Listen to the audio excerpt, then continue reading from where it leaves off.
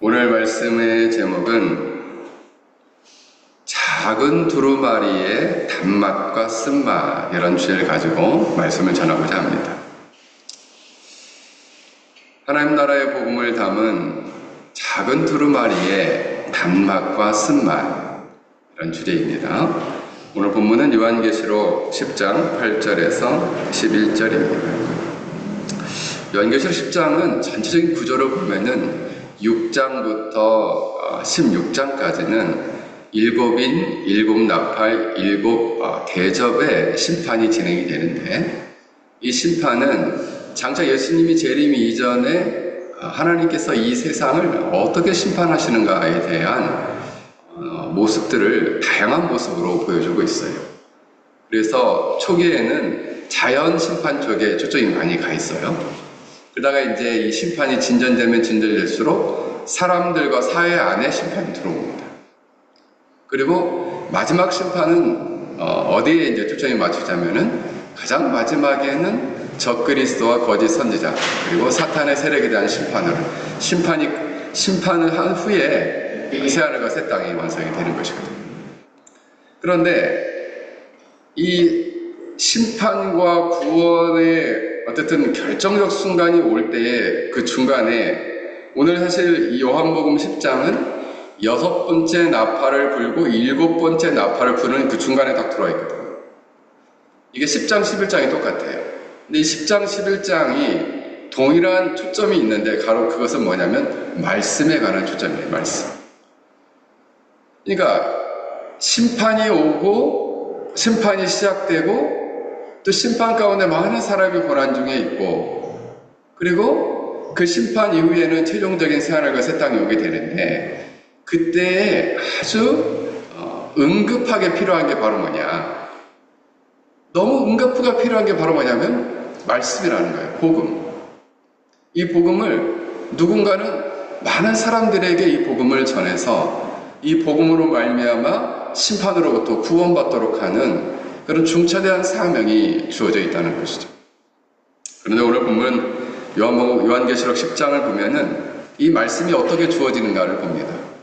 근데 어마어마하게 그 큰 등치를 가진 천사가 땅과 바다에 양쪽에 이렇게 발을 딱 받고 있어요. 근데 너무 크니까 이 양쪽에 이렇게 발을 받고 있는데 이 모습 자체가 어떤 모습이냐면은 1절에서 3절을 보면은 힘센 다른 천사가 구름을 입고 하늘에서 내려오는데 그 머리 위에는 무지개가 있고 그 얼굴은 해같이 빛나고 그 발은 불기둥 같다.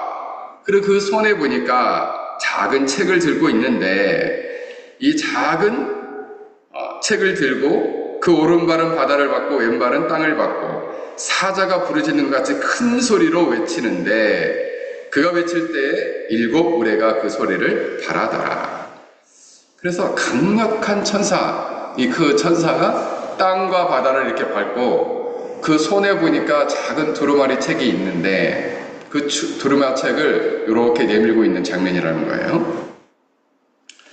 그래서 이제 그 그레고리 빌 같은 그런 유명한 학자는 이 천사는 과연 누구냐, 마치 이 강력한 천사는 그리스도 자신을 보여주는 것 같다라고 표현했어요. 근데 성경에는 명확히 천사라고 나오기 때문에 그리스도라 말하기는 어려워요. 그런데 그 펴놓은 작은 두루마리, 그 두루마리는 무엇이냐라는 거죠. 이 작은 두루마리에 대해서는 그 리차드 보캄이라는 이 요한계시록에 있어서 제가 가장 좋아하는 사람이 3사람인데 리차드 보캄, 그레고리 빌, 그 다음에 그레엄 골드워디라는 이 3사람의 개혁주의에서는 가장 탁월한 신학자들인데 그중 이 2사람은 무천년주의자예요. 저는 요한계시록을 해석하는 입장이 무천년주의라는 것은 예수님이 재림한 이후에 천년왕국이 시작된다라고 보는 사람들이 있는데 그런 사람들은 천년왕국 전에 재림이 시작된다. 그래서 전천년설주의자라고 얘기해요. 그런데 무천년주의자들은 천년왕국이 없다라는 의미가 아니라 예수님의 초림부터 재림 사이를 천년왕국이라고 보는 거예요. 그래서 예수님이 오자마자 마지막 심판과 구원이 완전히 이루어지고 새하늘과 새 땅이 시작된다고 보는 거죠. 재림 이후에 천연왕국이 시작되는 게 아니라 저는 그 입장이에요. 그 입장. 왜냐하면 결정적으로 이것을 갖게 되는 가장 중요한 이슈가 바로 뭐냐면 천년왕국이 시작되면 주님의 통치가 이루어지는데 그 주님의 통치가 이루어지는데 전천년국 왕국에 대한 견해를 가진 사람들은 여전히 그 땅에도 죽음이 있고 죄가 있다고 얘기해요. 저는 그게 동의가 안 됩니다. 주님이 임하고 주님이 통치를 하시고 새하늘과 새 땅이 이루어졌는데 여전히 죄와 사망이 있다고 저는 받아들이기 어려워요. 그래서 예수님의 초림부터 재림까지의 기간을 우리가 주님이 다스리시는 천년왕국의 시기라고 보는 것이죠. 그러다 보니까 그 견해에 있어서는 리처드 모컴과 그레고리 윌이 가장 최고 권위자입니다. 이 모컴은 이 작은 두루마리를 뭐라고 말하느냐면 하나님의 통치와 주권 그리고 세상에 대한 심판의 메시지를 담고 있는 작은 두루마리다 이렇게 보았습니다. 당시 이제 이 사람은 역사적 해석을 매우 중요시 여겼는데 그 역사적 해석이라는 게 뭐냐면 로마 제국과 당시 로마 제국 안에서 겪고 있는 신자들의 모습에 관련되어서 해석되었다고 보는 거예요. 그래서 로마 제국같이 세속 권력의 오만함과 불의에 대한 하나님의 선언, 심판의 선언이 이 작은 두루마리에 포함되어 있다라고 본 것이죠. 그레고리 윌은 이것은 이 그레고리 윌은 항상 중요하게 생각하는 게 구약과 신약이 서로 연결되어 있고 구약의 예언이 이 신약 안에서 성취되었는데 그 성취된 것으로서 요한계시록이 표현되어 있다고 보는 거예요. 그래서 구약에 예언되었던 모든 예언의 전통들이 특히 그 구약에 나타난 하나님의 구속에 관한 예언들, 심판에 대한 계획들이 총체적으로 이 요한계시록 안에 이 작은 책 두루마리 안에 담겨져 있다. 특히 다니엘서와 에스겔서를 연결하는데 다니엘서에 봉인된 예언, 에스겔서에 그 예언된 이 구약의 예언들이 이 작은 이 두루마리 책 안에 있다라고 보았습니다. 근데 이제 저는 이 두 사람의 견해도 일리는 있는데 100% 동의하지는 않고 그럼 제가 가장 동의하는 학자는 누구냐? 김세윤 박사입니다. 김세윤 박사는 한국에서 낸 세계적인 신학학자입니다. 물론 그분의 성화론은 좀 문제가 있는데 그분이 가지고 있는 전체적인 그 신학에 대한 해석은 저는 깊이 매우 좋아합니다. 그분은 뭐라고 얘기했냐면 이 작은 책은 하나님 나라의 복음의 총체적인 내용을 담고 있다는 거예요. 저는 깊이 동의합니다. 제가 늘 이야기하는 하나님 나라의 구원의 경륜을 그 책이 담고 있다는 거죠. 하나님 나라의 구원을 경륜을 계획하시고 그것을 실행하시고 그리고 성취하시고 이루시고 그리고 이것을 완성하시는 모든 총체적인 내용을 그 작은 두루마리 책에 담고 있다는 거죠. 한마디로 말하면 하나님 나라의 나라 복음의 총체적 내용을 담고 있는 책이다. 그러니까 하나님 나라가 어떻게 구원이 이루어지고 그 하나님 나라의 구원이 이루어질 때는 어떤 심판이 이루어지는지에 대한 전체적인 내용을 담고 있다. 그래서 이제 리처드 모컴은 5장에서 요한계시록 5장에서 그 요한이 막 울거든요. 이 두루마리가 이렇게 접혀져 있는데 7인이라는 것이 이렇게 도장으로 이렇게 서양 사람들이 찍으면 딱 붙잖아요. 붙어 있는 것을 이걸 뗄 사람이 없다. 그래서 막 울거든요. 그 두루마리가 바로 이 책이다. 이렇게 본 거죠. 그래서 그런데 오늘 본문에 보면은 이 천사가 이상한 얘기를 해요. 이 요한에게 뭐라고 얘기냐면 이 두루마리를 받아 먹으라라는 거예요. 이 천사의 큰 손에 많은 두루마리 책이 있는데 이걸 받아 먹으래. 먹는 것도 아닌데 이거를 받아 먹으라. 이거 상징적인 행위인데 이 하나님 나라의 구원의 경륜의 이 신적인 놀라운 계시를 이것을 받아서 깊이 이해하고 이것을 자기 자신 안에 수용하고 소화하고 그리고 받아들이라는 것입니다. 그러면 네가 먹은 후에는 네 입에서는 달 것이고 네 배에서는 쓸 거다. 그러면서 뭐라고 얘기를 하냐면 이 쓴맛 단맛을 다 본 후에는 11절 내가 많은 백성과 나라와 방언과 임금에게 다시 예언하게 될 것이다. 예언하리라 이렇게 말씀하고 있어요. 그래서 이제 저는 생각을 해본 것이죠. 그렇다면 왜 이 두루마리는 입에서는 달았을까? 그걸 제가 세 가지로 정리해 봤습니다. 첫 번째는 이 하나님 나라의 놀라운 나라의 구원의 경륜에 대해서 하나님께서는 스스로 자기 자신 안에 있는 계획을 시간과 세계와 역사 안에 이렇게 펼쳐 보이셨기 때문에 이거를 이제 신학 안에서는 하나님의 자기이시라고 하거든요. 조금 어려운 말로. 하나님께서 자기를 열어서 보여주시고 계시하시고 이것을 선포하셨다라는 거예요. 그럼으로써 하나님 안에 있는 선하심, 하나님 안에 있는 그 선함과 진리와 생명을 나타내 주셨다. 그래서 하나님이 너무 좋고 하나님이 너무 선하시고 하나님이 너무나 생명으로 충만하시고 진리로 충만하심을 보고 너무 기쁜 나머지 그 입에서 달았다. 그래서 이것을 조금 어려운 말로는 인신농적 기쁨이다. 그 단맛 자체가 어떤 기쁨을 주는 거냐? 하나님이 얼마나 선하신 분이신지, 그리고 하나님이 얼마나 선하실 뿐만 아니라 그 선하신 분이 하나님은 진리 자체이시기 때문에 그 선하신 뜻을 놀랍게 우리에게 보여주셨고 그 선하신 뜻은 우리를 향한 하나님 나라의 구원을 허락하시고 그 구원의 계획을 이루시고 성취하시고 완성하실 거라는 그 선하심을 보여주셨다는 거예요. 그래서 먹었을 때 입에서 달았다는 거죠. 이거를 이렇게 표현하면 어떨까요? 사실 저는 사실 신학을 20대 초반에 시작을 했고, 그죠?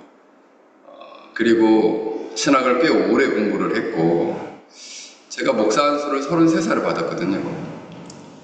벌써 안수 받은 지 20년이 넘었네요. 근데 제가 37 되던 해에 그때 이제 교회의 전체적인 모든, 근데 제가 처음에 저를 파송한 교회에 처음 부임했을 때 교회가 한 500명 정도 모였어요. 500명에서 550명. 제가 12년 6개월을 사역을 했는데, 제가 나올 때 어른하고 청년이 3,500명, 아이들이 1,500명에서 1,600명이었어요.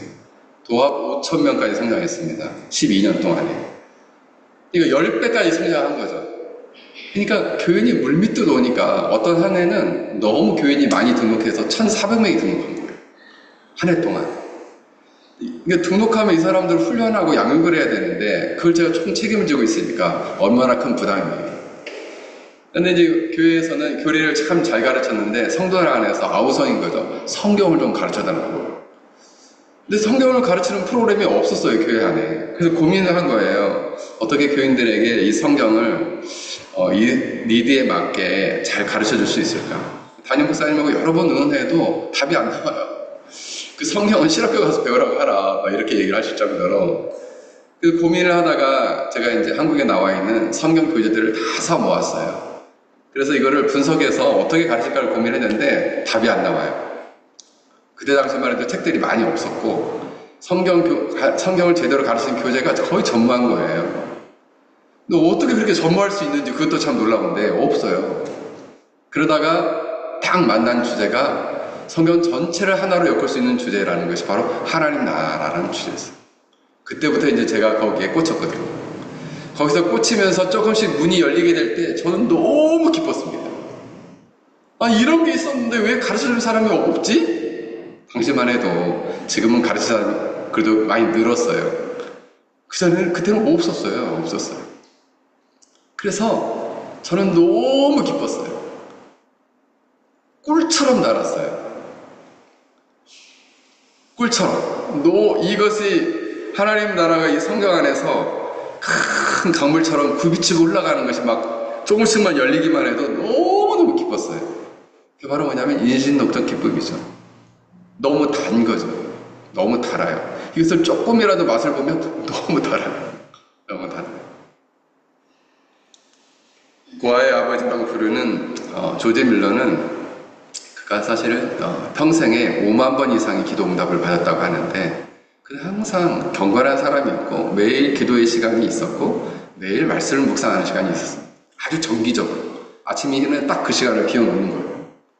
근데 매일 한 2시간 정도 말씀을 묵상하고 기도하였는데, 그가 이런 고백을 했습니다. 하나님을 알고 그분의 말씀을 묵상하는 것보다 내 영혼에 단 것은 없습니다. 하나님은 나의 피난처시고 위로자이시며 그분의 말씀은 매일 나를 새롭게 만듭니다. 얼마나 달았든지 그 말씀이 너무너무 달고 그 말씀이 나에게 위로가 되고 힘이 되고 나를 날마다 새롭게 만든다. 그게 그 작은 두루마리가 주는 단맛이에요. 두 번째 단맛의 의미는 무엇일까요? 그것은 그리스도를 통한 구원의 완성, 그리스도를 통한 구원이 우리에게 주어진다는 기쁨이에요. 왜냐하면 하나님의 나라의 복음 안에는 그리스도를 통한 구원이 포함되어 있기 때문에 그렇습니다. 그래서 복음이에요. 하나님 나라의 구원에 그리스도가 이 땅에 오셔서 우리를 대신하여 십자가에 죽으시고 부활하심으로써 우리가 죄로 말미암아 심판에 떨어지는 모든 죄를 다 제거하셨다는 거죠. 그래서 우리가 죄를 회개하고 예수님을 구원주요 하나님의 아들이요 영생을 주시는 분으로 받아들이기만 하면 예수님께서 이루어놓으신 하나님 나라의 구원에 들어갈 수 있다는 거예요.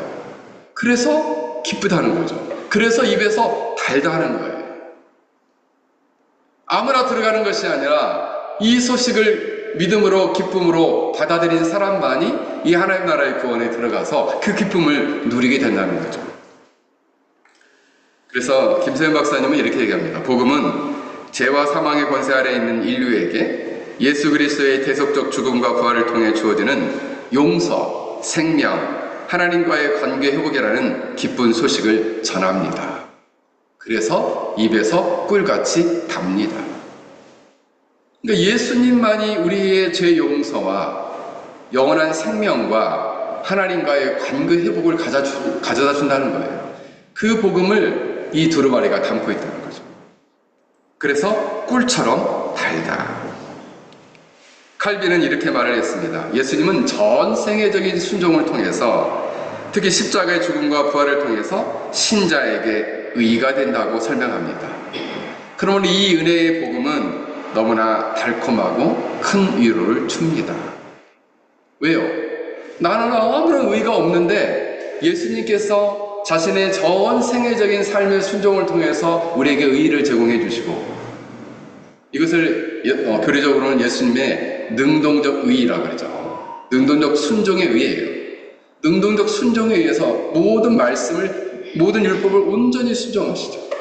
그리고 십자가에 죽으시고 부활하심으로 수동적인 의, 이것을 전 세계적인 의의라고 하는데, 이 전 세계적인 의의를 이루심으로써 우리가 죄를 회개하고 예수님을 구원주로 믿는 자에게는 그 의의를 값없이 주신다는 거죠. 그래서 달다. 그 복음이 달다.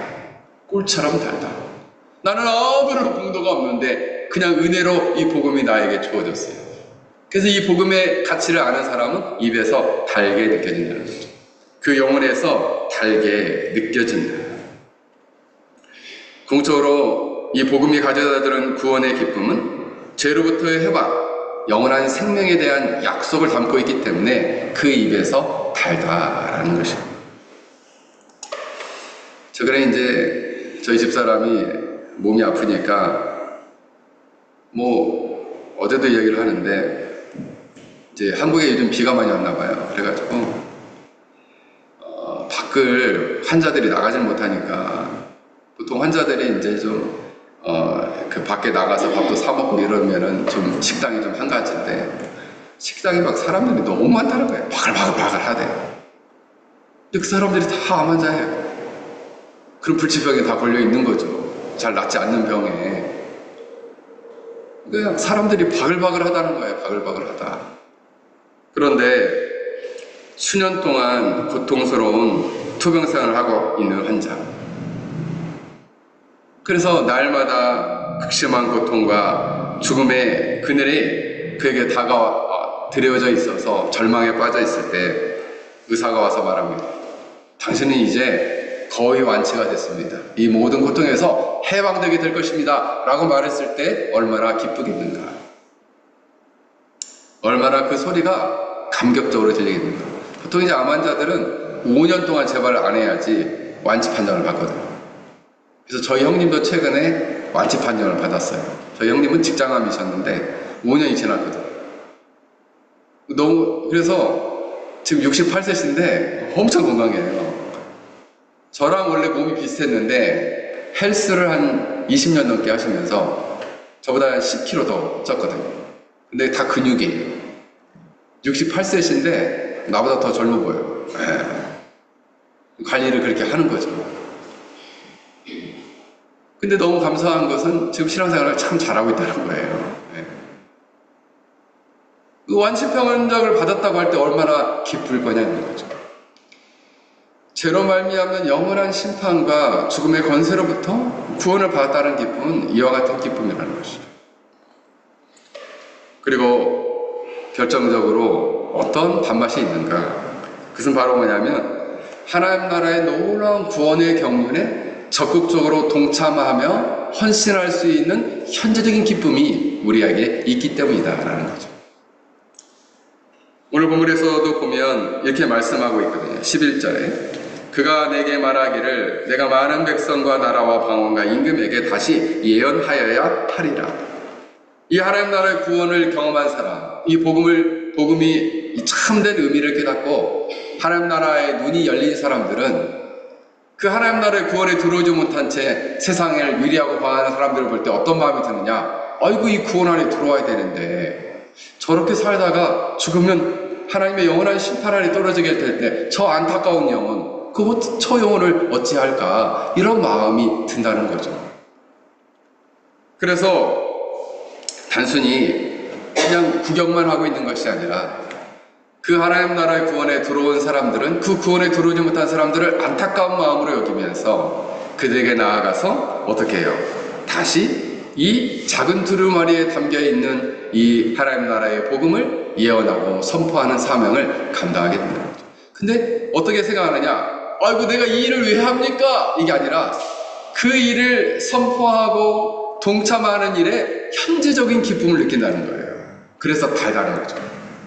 여러분 누군가에게 복음을 전했을 때 그 사람이 예수님을 영접해 보십시오. 그만큼 짜릿하고 기쁜 게 없어요. 정말 기쁘거든요. 그래서 전도가 사실 어려운 일인데 전도에 평생 헌신하는 사람은 어떻게 헌신이 가능할까요? 그게 기쁘기 때문이 아니에요.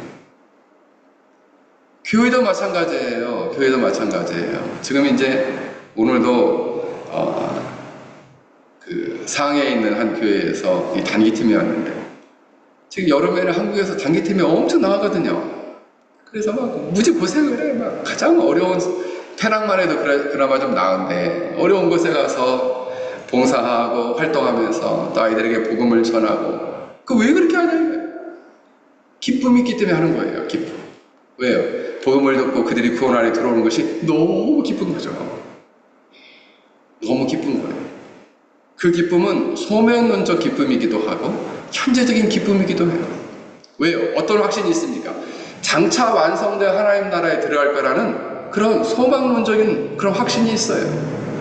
하나님께서 반드시 이 하나님 나라의 구원을 이루시고 이 복음을 듣는 자를 구원하실 거라는 그 확신 속에서 기쁨 속에서 이 일에 동참하는 기쁨을 누리게 된다. 그래서 달다라는 거예요. 그래서 달다.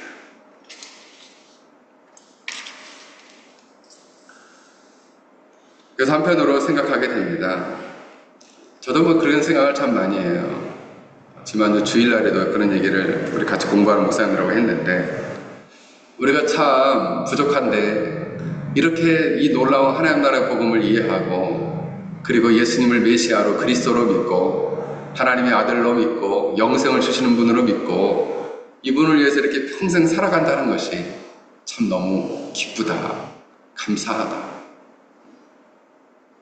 그렇습니다. 그건 아무나 누릴 수 있는 특권이 아니에요. 하나님 나라의 구원에 눈뜬 사람만 누릴 수 있는 특권이라는 거죠. 너무 달아요, 이게. 너무 기쁘고 너무 행복하다는 거죠. 이것은 교회적인 사명과도 연결되어 있는 것이고 그 교회에 속한 온 성도들의 인생과도 연관되어 있는 것이다. 그래서 이 복음의 기쁨 가운데 있는 자는 때를 만나 얻든지 못 얻든지, 그죠? 그 사람이 집에 있든지 직장에 가든지 아니면 누구를 만나든지 항상 그 사람의 영혼을 바라보게 되는 거죠. 저도 우리 교회에 오는 성도들을 볼 때 항상 아이든 어른이든 누가 보든 간에 저는 어떤 마음이냐면 저 영혼은 구원을 받았나, 저 영혼은 회심을 했나. 우리 교회 이렇게 방문한 분들을 보시면은 가끔 왔다 이렇게 가는 분들도 그냥 교회에 그냥 누구 따라서 온 사람이 있으면은 내가 10대를 어떻게 먹었으니 복음을 꼭 전해야지, 이런 마음이에요. 이것이 바로 교회의 사명이고, 그리고 작은 책, 작은 두루마리가 담고 있는 하나님 나라의 복음이 주는 단맛이다라는 것이죠. 여러분들이 이러한 단맛을 그릴 수 있길 주의 이름으로 간절히 축원합니다. 그렇다면 쓴맛은 뭐냐? 쓴맛은 뭐냐? 입에서는 꿀같이 달아 먹은 후에는 내 배에서 쓰게 되리라. 실제로 받아 먹은즉 입에서는 달았는데 배에 들어가니까 쓰더라. 아니, 이 배가 맛을 보는 기관도 아닌데 배에서는 왜 쓸까? 여러분, 이 말씀은, 이 하나님 나라의 복음은 우리에게 구원의 말씀도 있지만 이 복음의 말씀은 우리를 회개시키고 우리를 칼로 다듬듯이 우리를 변화시키는 강력한 힘을 가지고 있기 때문에, 그렇기 때문에 복음이 쓴맛을 갖고 있다는 거예요. 진정한 복음은 죄인을 안심시키는 것이 아니라 그 죄인을 돌이켜 회개케 하고 통회케 하고 그리고 애통하게 한다. 그래서 칼빈은 이렇게 말했습니다. 하나님의 말씀은 우리의 옛자를 찢고 부수고 새롭게 창조한다. 우리를 부수고 깨트리고 우리를 새롭게 창조하기 때문에 고통스러워요. 그래서 말씀이 달면서도 배에 들어가면 쓴 거예요. 너무 써. 왜? 제일 힘든 게 뭐예요? 나를 부인하는 거거든요. 나를 깎는 거거든요. 내 생각도 감정도 나를 깎는 거예요. 그런데 이 사람 참 너무 놀라운 거는 하이델베르 이름다 1문이 뭡니까? 나는 사나 죽으나 주의 것이다라는 게 가장 큰 위로가 된다는 거 아닙니까? 그렇게 변화된 자들이 주의 것이에요. 하나님의 말씀으로 그 말씀이 우리를 찢고 들어올 때 깊이 회개하고, 하나님이 기뻐하지 않는 모습들을 회개하라고 촉구할 때에 회개하고 돌이키고 변화되게 될 때 그 복음이 자신에게는 쓴맛이 되지만 진정한 약이 되는 거죠. 약은 좀 쓰잖아요. 제가 한 끼마다 요즘 입안이 자꾸 헐어가지고 지금 비타민 4개씩 먹고 있는데 그래도 안 낫네. 입안이 지금 너무 괴로워요. 지금 말하기도 힘들고. 근데 이 비타민 하나씩 먹기도 아주 고역이에요. 이걸 4개씩 먹는 거 잘 안 넘어가서 고역이에요. 근데 몸에 좋잖아요. 복음의 쓴맛도 마찬가지예요. 고역스럽죠. 자기를 변화시키는 것. 고통스럽죠. 어거스틴이 처음 그가 회심하게 됐을 때 들었던 말씀이 로마서 13장 13절 14절이에요. 방탕과 술 취하지 말며 음란과 호색하지 말며 오직 주 예수 그리스도의 옷을 입고 정욕을 위하여 육신의 일을 도모하지 말라. 근데 이 말씀이 어거스틴 마음 안에 칼로 콱 하고 들어왔어요. 그래서 영혼이 찢겨지는 고통을 느꼈어요. 왜요? 늘 그렇게 살았거든. 호색하고 술 취하고 음란하고 방탕하게 살았거든요. 어거스틴. 그렇게 하지 말고 그리스도의 옷을 입고 정욕을 위하여 육신의 일을 도모하지 말라라는 말씀이 칵 하고 들어오거든. 그랬을 때 그가 이렇게 말했습니다. 그 말씀은 꿀보다 달았지만 나 자아에게는 칼 같았습니다. 입에서는 너무 달았는데 칼처럼 자기를 베고 들어오더라. 그래서 복음은 배에 들어가면 썼다라는 거죠. 두 번째로 10장 11절을 보면 많은 백성과 나라와 방언과 임금에게 다시 예언하리라. 즉 이 복음은 당시로 볼 때 로마의 정치, 문화, 종교의 권력과 충돌하게 될 것이다 라는 거예요. 세속 질서에 하나님의 심판의 메시지를 전하기 때문에 이 복음을 전하게 될 때 충돌이 일어나기 때문에 복음이 쓴맛이 있다는 거죠. 복음의 쓴맛이 있죠. 복음이 세상의 권세와 충돌하지 않는 한 진짜 복음이 아니다. 그래서 중국 같은 경우에는 정말 지금도 그냥 너무너무 괴롭히는 거죠. 너무너무 괴롭히는 거죠. 교회 성도들을. 예배를 드리면 예배를 못 드리게 하고 문 닫게 하고 쫓아오고 감시하고. 최근에 우리 제자 목사님이 이제 그 교회 아이들을 데리고 거기도 이제 연합집회 같은 거를 좀 해요. 그래가지고 한 50명 가까이 연합집회를 했는데 거기를 어떻게 알고 찾아왔는지 거기까지 공안부터 해가지고 교육부 무슨 어린이 부서 해가지고 잔뜩 왔더래. 잔뜩 산속 깊은 곳에 이렇게 산장을 빌려서 집회를 했는데 어떻게 거기까지 찾아왔더라. 그래가지고 지금 그 교회가 예배를 못 드리고 오프라인으로 예배를 못 드리고 있어요. 왜요? 계속 조사를 받고 있거든. 그래서 기도 부탁을 하더라고요. 그 부모 중에서는 믿는 사람들은 괜찮은데 믿지 않는 애들도 있다는 거예요. 믿지 않는 부모도. 그런 경우는 어떡하냐는 거예요. 그 아이들을 위해서 기도해달라는 거예요. 왜요? 복음은 이 세상의 권력과 충돌하거든.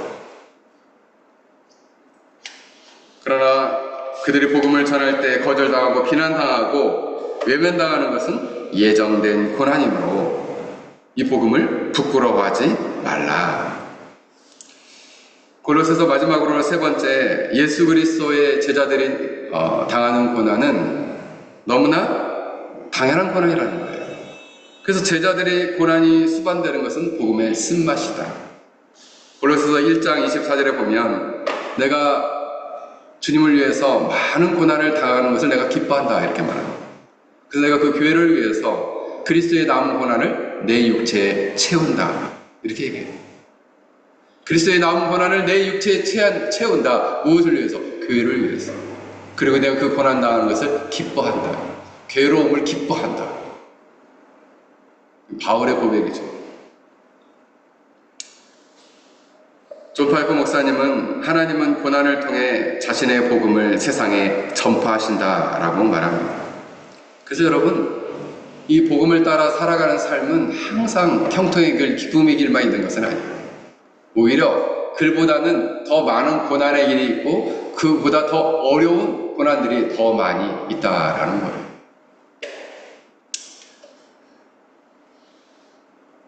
중국 내 선교를 했던 그 내지 선교사인 허드슨 테일러는 복음을 전하러 중국에 들어갔다가 자기 아내와 자식을 다 잃었습니다. 그때 그가 이런 고백을 했습니다. 하나님은 우리가 지고 있는 십자가 위에서 영광을 받으신다. 고통은 내게 있어 낯설지 않다. 그것은 통행자의 흔적일 뿐이다. 그래서 그는 자신의 평생을 아내도 잃고 자식도 잃었지만은 그 고난을 감내하며 사명을 감당했던 것을 보게 됩니다. 사랑하는 성도 여러분, 우리는 이 복음은 단순히 우리가 듣기 좋은 위로의 메시지가 될 수 없습니다. 복음은 입에서는 달콤하지만 배에서 쓰다는 거예요. 그러나 이 쓴맛이야말로 진정한 복음이다라고 말할 수 있습니다. 그래서 어느 성도가 이렇게 고백했습니다. 복음을 처음 들었을 때는 마치 꿀같이 달았습니다. 용서받고 하나님의 자녀가 되었다는 사실은 매우 기뻤습니다. 그러나 시간이 지날수록 이 복음은 내 죄를 찌르고 나를 부수고 세상에서 나를 외롭게 만들었습니다. 그러나 이제 압니다. 이 쓴맛이 바로 생명을 주는 약이었음을 이제 저는 압니다. 사랑하는 성도 여러분, 여러분들이 이 하나님 나라의 복음의 단맛과 쓴맛을 깊이 생각하고 여러분들이 이 쓴맛을 두려워하지 말고 그리고 기꺼이 또 이 쓴맛 또한 감수하며 살아가는 복된 삶이 되기를 주의 이름으로 간절히 축원합니다. 오늘 우리 말씀을 생각하며 우리 함께 같이 기도하겠습니다.